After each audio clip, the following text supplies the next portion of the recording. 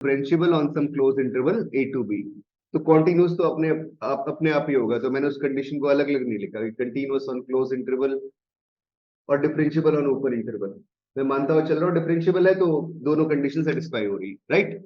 Then there exists a point C which is belongs to open interval a to b such that the tangent at point C, tangent at point C, at point C, comma f of C to the curve y is equal to fx. This is parallel to line segment, parallel to line segment AFA to BFB। Correct है बच्चों, ये इसका statement है। बोले sir कैसे आ रहा है, 1 minute का काम है, देख भी लेते हैं।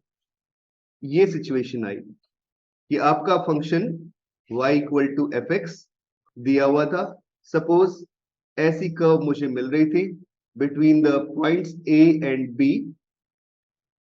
तो ऑब्वियसली ये वाला पॉइंट क्या मिल गया, बी एफ बी। और बच्चों ये वाला पॉइंट क्या मिल गया, ए एफ ए।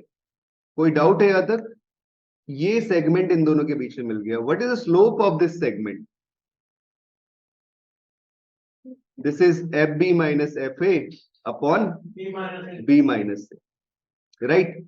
तो हमने बोला कि एक पॉइंट सी जरूर ऐसा एग्जिस्ट करेगा जिसपे टेंजेंट इस कर्व के लिए कैसा होगा बच्चों, parallel to that line segment होगा। तो सी पॉइंट पे tangent parallel to this line segment हो गया। इसका मतलब क्या हो गया, एफ प्राइम सी जो स्लोप ऑफ टेंजेंट है वो किसके इक्वल आ गया, F B minus F A upon B minus A.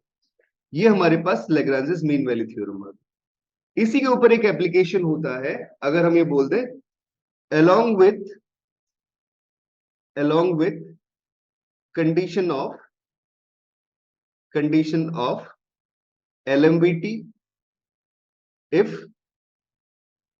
f of a is equal to f of b। अगर a पॉइंट पे और b पॉइंट पे वैल्यू सेम आ जाए then we get Rolle's theorem. इसे क्या बोलते हैं, रॉल्स थ्योरम। तो Rolle's theorem is application of Lagrange's mean value theorem, right बच्चों। तो मुझे रॉल्स थ्योरम मिल जाती है। वो क्या स्टेटमेंट देती है, अब वो बोलेगी इसके थ्रू कि एफ प्राइम सी कितना आ जाएगा, 0 आ जाएगा। समझ में आ रहा है? आप ग्राफिकली भी देख सकते हो भाई इसे। This is for same points.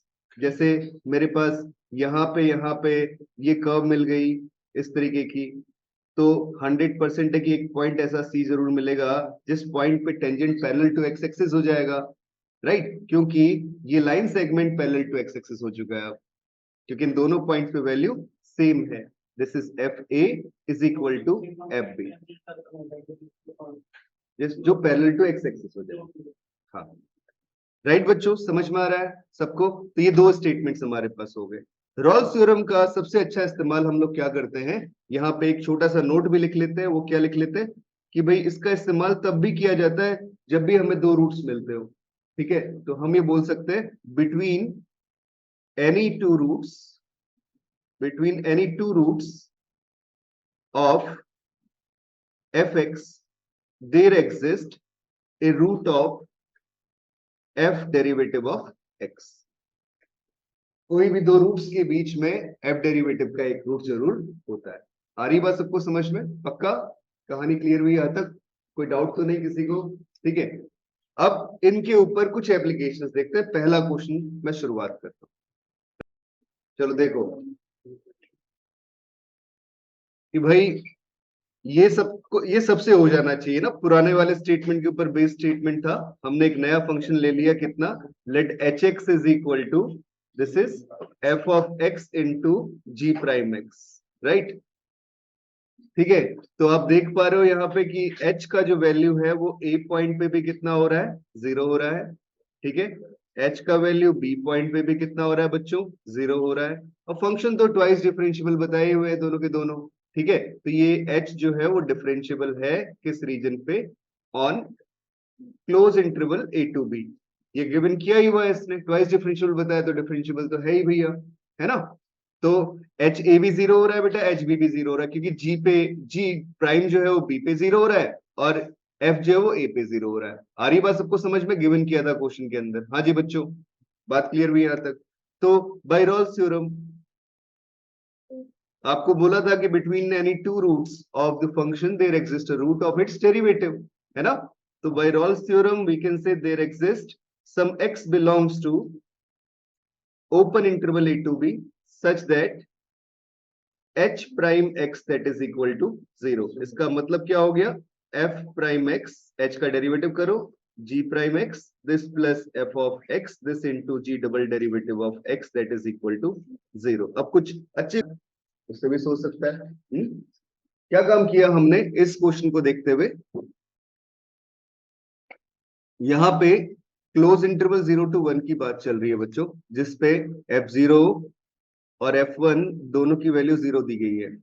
अब आपको पता है between two roots of function there exist a root of derivative. तो इसका मतलब एक x ऐसा एग्जिस्ट करेगा ओपन a टू b में, जिसपे क्या होगा, मैंने वो c मान लिया सपोज, उस पे क्या आएगा, f डैश c कितना आ जाएगा, 0 आ जाएगा। अब बोला उसने, गिवन किया कि f प्राइम 1 भी कितना है बेटा अपने पास, 0 है, राइट? अगर f प्राइम 1 भी 0 है तो इसका मतलब क्या हुआ कि there exist some x belongs to open interval c to 1, आया ना, such that f double derivative x कितना हो जाएगा अपने पास, 0 हो जाएगा। करेक्ट है बात? हाँ, अच्छा मुझे f प्राइम 0 0 दिया था बेटा, सॉरी मैंने यहाँ पे थोड़ा गलत कर दिया। f प्राइम 0 और इसे f प्राइम c लिख लो, फर्क नहीं पड़ता, इसे c ले लिया, इसे 0 ले लिया, है ना? तो ये 0 से c के बीच में एक पॉइंट जरूर ऐसा एग्जिस्ट करेगा जिसपे f डबल डेरिवेटिव 0 हो गया। तो मतलब 0 से c के बीच में बोलने का मतलब क्या हुआ, वो इंटरवल तो सबसेट है ही ओपन 0 to 1 का। पक्की बात, तो इसमें भी मेरे पास एक पॉइंट मिलेगा कम से कम जिसपे डबल डेरिवेटिव 0 होगा। ठीक है, ये भी पुराना मेंस का क्वेश्चन है, डेफिनेशन बेस्ड, किसके ऊपर, रॉल्स थ्योरम के ऊपर, राइट? समझ में आ रहा है सबको? हाँ या ना बोलते रहो, पक्का? अब बच्चों थोड़ा आगे बढ़ते हैं क्वेश्चन की तरफ। अगला क्वेश्चन अपने को इस फॉर्म में दिया हुआ है, question number 37।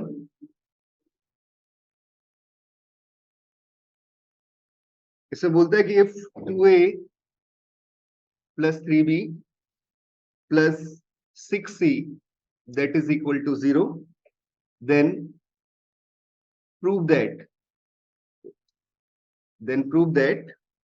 at least one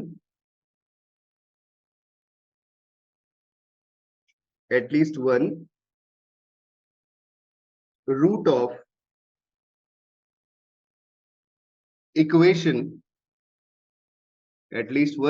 equation, ax square plus bx plus c equal to 0 lies in the interval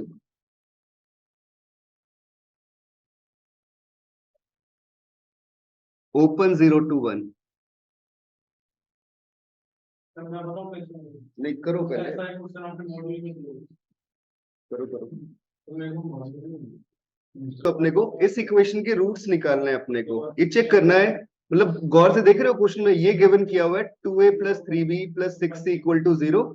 तो हमें प्रूफ क्या करना है कि कम से कम एक रूट इस इक्वेशन का लाई करे ओपन 0 to 1 के अंदर। तो हम इसका इंटीग्रेशन फंक्शन ले लेंगे, क्योंकि हमने रॉल्स थ्योरम में पढ़ा था कि डेरिवेटिव 0 होता है। क्या पढ़ा था बेटा? डेरिवेटिव 0 होता है। तो हमने फंक्शन ले लिया fx equal to ax cube divided by 3 plus bx square divided by c plus 2 plus cx plus d, ये फंक्शन ले लिया बच्चों। अब आप देख रहे हो इंटरवल की बात हो रही है 0 से लेके 1, तो अगर हम f0 की बात करते तो कितना आ रहा है, d, और बच्चों f1 की बात करते तो कितना आ गया, this is a by 3 plus b by 2 plus c plus d। LCM अगर आप लेते हो पहले तीन टर्म्स का तो कितना मुझे मिल जाएगा, this is 2a plus 3b plus 6c that divided by 6 this plus d। इसका वैल्यू मुझे 0 दिया हुआ है इस इक्वेशन में। ठीक है, तो ये कितना आ चुका है, d आ चुका है। तो मतलब f0 और f1 दोनों की वैल्यू सेम आ गई, तो रॉल्स थ्योरम एप्लीकेबल है। तो बाय रॉल्स थ्योरम अपन क्या कह सकते हैं बच्चों, हम लोग बोल सकते हैं कि कंफर्म है कि इसका डेरिवेटिव कम से कम एक पॉइंट पे जरूर 0 होगा। किसके पॉइंट पे 0 होगा, इंटरवल a टू b के बीच में 0 होगा। तो इसका मतलब क्या आ गया बेटा, this is ax square plus bx plus c this is equal to 0। यही अपने को प्रूफ करना था। समझ में आ गया ना? अब आगे से ऐसा काम कब करना है, कभी कोई क्वाड्रेटिक इक्वेशन दे दी जाए, कोई क्यूबिक इक्वेशन दे दी जाए, पूछा जाए कि उसका कम से कम एक रूट किसी गिवन इंटरवल लाई कर रहा है कि नहीं कर रहा है, तो उसके लिए क्या काम कर सकते हो, रॉल्स का भी एप्लीकेशन कर सकते हो, उसका इंटीग्रेशन फंक्शन मानते हुए। राइट बच्चों? ठीक है, समझ में आ गया? तो ये वैरायटी भी कवर अप हुई, पक्का? अब थोड़ा कॉन्फिडेंस आ रहा है टॉपिक के अंदर? हाँ बेटा, मैं सोच रहा हूँ ना, मैं कोशिश कर रहा हूँ सारी वैरायटीज हो जाए जितनी भी पॉसिबल है।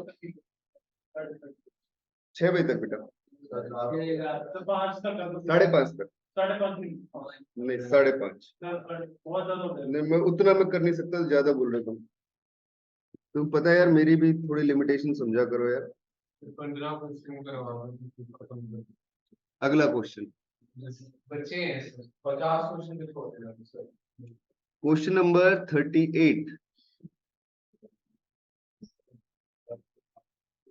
50 क्वेश्चन पे छोड़ने वाले के इंटीग्रेशन का फंक्शन डिफाइन कर लो। राइट, तो जब अपन इसका इंटीग्रेशन करते हैं तो लेफ्ट साइड से कितना मिलेगा, F square x divided by 2, है ना?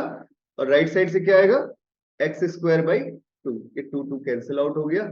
ठीक है, मैंने नया फंक्शन मान लिया, सपोज कैपिटल एफ एक्स मान लिया। वो कितना मान लिया, F square x this minus x square. ये एफ स्क्वायर कंपोजिशन वाला स्क्वायर नहीं है बेटा, हाँ, एफ ऑफ एफ नहीं है, एफ का स्क्वायर मतलब फंक्शन का स्क्वायर है। राइट, तो ये हमने फंक्शन मान लिया। अब आपको एक कंडीशन दी हुई है ये वाली, इसको जरा गौर से देखो। क्या मैं इसे f square a this minus a square equal to f square b this minus b square लिख सकता हूं? लिख सकता हूं ना? क्या फायदा मिला इससे? इससे फायदा मिला कि मुझे एफ ऑफ ए किसके इक्वल मिल गया बेटा, एफ ऑफ बी के इक्वल मिल गया। मिल गया ना? ठीक है, तो रॉल्स थ्योरम सेटिस्फाई हो गई। तो बाय रॉल्स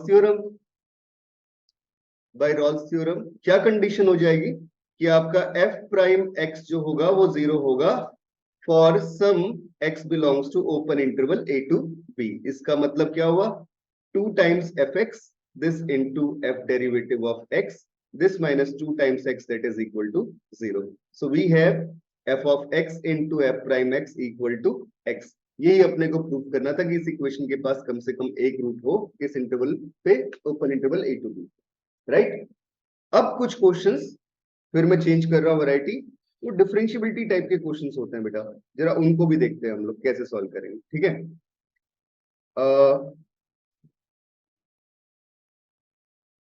जैसे ये वैरायटी आ रही है मेरे पास, क्वेश्चन नंबर 39। तो मैंने अब इसके ऊपर काम कर लिया, अब तो मैं सारी वैरायटीज बता दी, 3-4 के अलावा कुछ और आती नहीं है रॉल्स और मीन वैल्यू थ्योरम के ऊपर। राइट, आगे समझ में ये। नेक्स्ट क्वेश्चन में बढ़ते हैं आगे। Question number 39, it is given that f x is equal to mod of a x minus b plus c times mod of x for all x belongs to set of real numbers where it is given that a comma b comma c all are positive real numbers। ठीक है, find the condition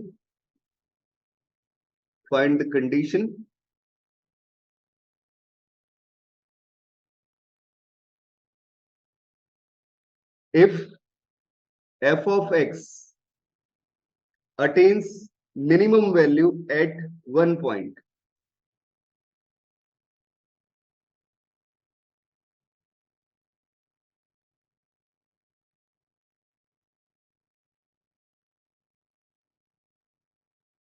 एक काम करो, इसमें कई सारे cases बना लेते हैं। पहला एट वन पॉइंट,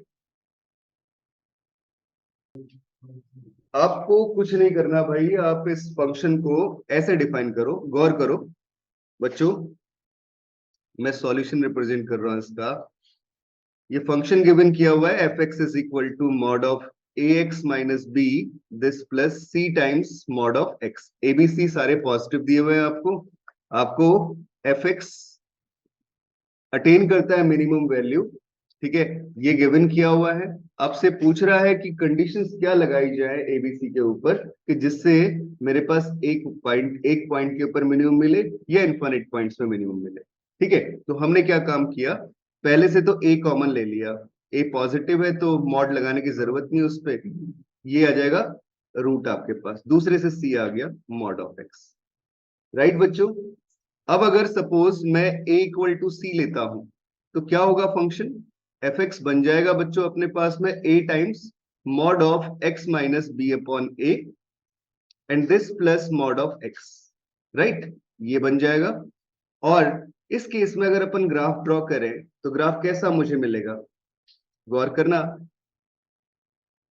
आपको दो रूट्स मिल रहे हैं, एक तो मिल रहा है बी अपॉन ए और एक रूट मिल रहा है कौन सा, जीरो। मैं थोड़ा सा दूर लिख देता हूं, ये बी अपॉन ए और दूसरा क्या मिल रहा है, जीरो। राइट, किसके रूट्स, मॉड के रूट्स, इसका बी अपॉन ए और इसका जीरो। अब अपन इसका ग्राफ ड्रॉ करना चाहते हैं, जीरो पे अगर मैं वैल्यू देखता हूं तो मुझे बी अपॉन ए मिल रही है, कितनी मिल रही है बेटा, बी अपॉन ए। और बी अपॉन ए पे भी वैल्यू देखता हूं तो कितनी वैल्यू मिल रही है, बी अपॉन ए मिल रही है। लेकिन मल्टीप्लाई हुई किससे, बाहर ए से, तो क्या मिल जाएगी, बी मिल जाएगी। तो इन दोनों पॉइंट्स पे सेम वैल्यू मिल रही है, तो यहां लाइन बनेगी अपने पास। और लाइन क्यों बनेगी, बिकॉज दोनों के दोनों लीनियर फंक्शन है, mod X minus B upon A भी लीनियर है और मॉड एक्स भी लीनियर है कि नहीं, मॉड लगा हुआ है उसमें, बस है तो लीनियर एक्सप्रेशन। कर्विकल शेप कब मिलती है, जब वो क्वाड्रेटिक होता है या क्यूबिक होता, तो बनेगा लीनियर। तो इन दोनों पे अगर सेम वैल्यू, तो ये लाइन लगातार सेम चलती चली जाएगी। आफ्टर दैट वो ऊपर चला गया, फिर यहां भी ऊपर चला गया। ये केस कौन सा हुआ, जब आपके पास में c इक्वल टू ए है। तो इस केस में कितने मिनिमम वैल्यू मिले अपने को, कितने पॉइंट्स पे, जीरो से लेके बी अपॉन ए तक हर पॉइंट पे मिनिमम मिल रहा है। कितनी मिनिमम वैल्यूज मिल रही है, इनफिनिट पॉइंट्स पे मिनिमम वैल्यूज मिल रही है। ठीक है ना, तो in this situation we have minimum value at infinitely many points। तो सबको समझ में आ गया होगा सर कि अगर a not equal to c होगा तो उस केस में क्या होगा, सिर्फ एक पॉइंट पे मिनिमम मिलने वाला है।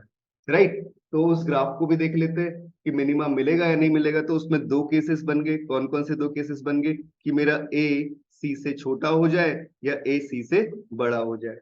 राइट बेटा, समझ में आ रही है बात, अगर a c से छोटा भी होता है तो भी मैं ग्राफ ड्रॉ करता हूं। ये क्या सिचुएशन हुई, this is b upon a and this plus c times mod of x, है ना, ये फंक्शन है अपना इस केस में। इस केस में भी सेम फंक्शन मैं लिख ही दे रहा हूं, दोनों फंक्शन को ग्राफ बनाने थोड़ा आसान रहेंगे। Plus c times mod of x, this is equal to f of x। दोनों केसेस पे ग्राफ बनाते हैं। तो फर्स्ट केस में अगर अपन ग्राफ ड्रॉ करने की कोशिश करते हैं बच्चों, क्या क्या चीजें पता है अपने को, पता है कि a c से छोटा है, क्या है बेटा, a c से छोटा है। रूट्स कहाँ पे मिल रहे थे, वो तो सेम ही थे, जीरो और b अपॉन a पे। और जीरो पे मुझे वैल्यू क्या मिल जाएगी, जल्दी से चेक करो। अगर मैं जीरो पुट करता हूं इस फंक्शन पे x का वैल्यू, तो सेकंड जीरो हो गया और मुझे मिल गया b। ठीक है ना, b मिल चुका है सर। राइट, और अगर मैं b अपॉन a पुट करता हूं तो मुझे वैल्यू क्या मिल जाएगी, c मिल जाएगी। कितनी मिल जाएगी, c। राइट, तो मुझे c मिल जाएगी, c यहां पे कहीं पे लाई कर रहा है। अब दो कहानियां हो सकती है, तो c यहां पे लाई कर जाए या c यहां पे लाई कर जाए, हाँ या ना, b से बड़ा हो जाए c या b से छोटा हो जाए। इस केस में मुझे अगर बड़ा होता है तो मुझे ये वाला ग्राफ मिलेगा, तब भी मुझे एक ही मिनिमा मिल रहा है। और अगर c छोटा भी होता है तो बेटा पीछे तो सेम कंटिन्यू करेगा, जीरो से पहले, जीरो के बाद वो ऐसे कंटिन्यू करेगा, यहां पे आया और फिर उसके बाद ऐसे इंक्रीज कर दिया। राइट, सिमिलरली अपन दूसरे वाले केस में भी डिफाइन कर सकते हैं। तो आप बोलोगे जिस केस में a not equal to c, तो उस केस में आपको यूनिक पॉइंट पे, वन पॉइंट पे मिनिमा मिलने वाला है, तो मिनिमा एट वन पॉइंट। तो समझ में आ गया ना, ऐसे वैरायटी ऑफ क्वेश्चंस को कैसे सॉल्व करोगे आप लोग। ठीक है, बिना कैलकुलेशन के आपको ग्राफिकली सोचना है जब मॉड वर्ड यूज होता हो तो। लास्ट क्लास में भी ऐसे क्वेश्चंस किए थे हमने। पक्का, चलो बढ़ते हैं भाई आगे। चलता हूं मैं, नेक्स्ट विधि का इस्तेमाल करने वाले हैं। तो बच्चों गौर से देखो, इस क्वेश्चन में क्या पूछ रहा है, बोलता है कि भाई जी एक्स फंक्शन इस फॉर्म में दिया हुआ है जो कि मैक्सिमम ऑफ दिस है, बट वो मैक्सिमम वैल्यू वेरी कर रही है। मेरा x जो है वो 0 से लेके 3 इंटरवल तक वेरी कर रहा है, और ये फंक्शन t वेरिएबल की फॉर्म में दिया हुआ है, जो t वेरिएबल 0 से x के बीच में लाई कर रहा है। जैसे जैसे x बढ़ना शुरू करेगा, x की मिनिमम पोजीशन क्या होगी 0, तो t की वैल्यू 0 से 0 होगी इस केस में। फिर x की वैल्यू थोड़ा आगे बढ़ी, सपोज 1 तक गई, तो t की वैल्यू 0 से 1 लाई कर गई। फिर 2 तक गई तो t की वैल्यू 0 से 2 लाई कर गई। शुरुआत कहां से करनी है? 0 से ही करनी है, और खत्म कहां पे करना है? 3 पे ही करना है। लेकिन हर एक इंस्टेंट पे जैसे जैसे x बढ़ता चला जाएगा, उस हर एक इंस्टेंट पे मेरी मैक्सिमम वैल्यू भी सेम रहेगी, वो चलती चली जाएगी, बढ़ती चली जाएगी। यहां पे मुझे पीक मिल गया तो उसके बाद वो ग्राफ कांस्टेंट हो गया। तो मैं दिखाता हूं ऐसा कैसे हुआ। मैंने सब चीजें सोचने के लिए इस फंक्शन को एफ टी मान लिया बेटा। सपोज क्या मान लिया? इसे एफ टी मान लिया। बात समझ में आ रही है? तो एफ टी का डेरिवेटिव करता हूं जिससे मुझे उसका आइडिया मिलेगा ग्राफ कैसा बन रहा है। तो एफ टी का डेरिवेटिव किया, कितना आ गया? 3t², this minus 12t, this plus 9। 3 common आया, that is t² minus 4t plus 3, and that is 3t-1 और t-3, दो फैक्टर्स मुझे मिल गए, है ना। और इसकी बात करूं तो ये साइन स्कीम लगा लो 1 और 3 पे, तो ये पॉजिटिव नेगेटिव पॉजिटिव, तो यहाँ इंक्रीजिंग, यहाँ डिक्रीजिंग और यहाँ इंक्रीजिंग। ग्राफ के बारे में थोड़ा आइडिया मिला। अब इस 1 पॉइंट पे फंक्शन की वैल्यू देखता हूं एफ टी की। तो f1 कितना मिल रहा है? जरा रखो इस पे, दैट इज 1³ माइनस 6 और दिस प्लस 9, ठीक है, एंड दिस माइनस 3। कितना आ जाएगा ये तो कट गया, आपके पास 1 आ गया, है ना। अब उसके हिसाब से फिर 3 पॉइंट पे वैल्यू चेक कर लेता हूं। 3 पे क्या वैल्यू मुझे मिल रही है? f3 this is equal to 27 minus कितना आ जाएगा बेटा? 54 और प्लस 27 माइनस 3, तो ये दोनों तो कट गए भाई, -3 आ गई वैल्यू, हाँ या ना? 0.3 पे सेम आ रही, ठीक है। तो -3 वैल्यू आ गई। और बेटा शुरुआत कर रहे हैं कहां से? इंटरवल की 0 से, तो 0 पे कितनी वैल्यू आ रही है मेरे पास? वो भी -3 आ रही है।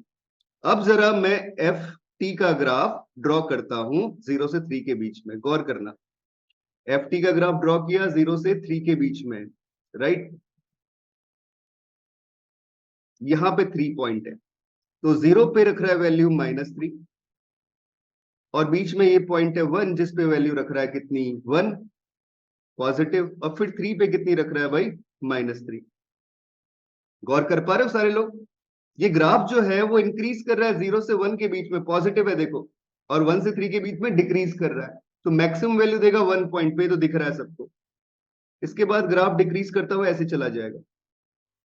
अब आपको फंक्शन के हिसाब से सोचना है। जीएक्स का ग्राफ बनाना चाह रहा हूं इस ग्राफ के थ्रू, जीएक्स। गौर करो बच्चों, तो जीएक्स का ग्राफ बनाना चाह रहे हैं इस फंक्शन के थ्रू। थोड़ा सा इस लाइन को ऊपर लिख लेते हैं जिससे आपको प्रॉपरली सारी चीजें दिखनी शुरू हो जाए।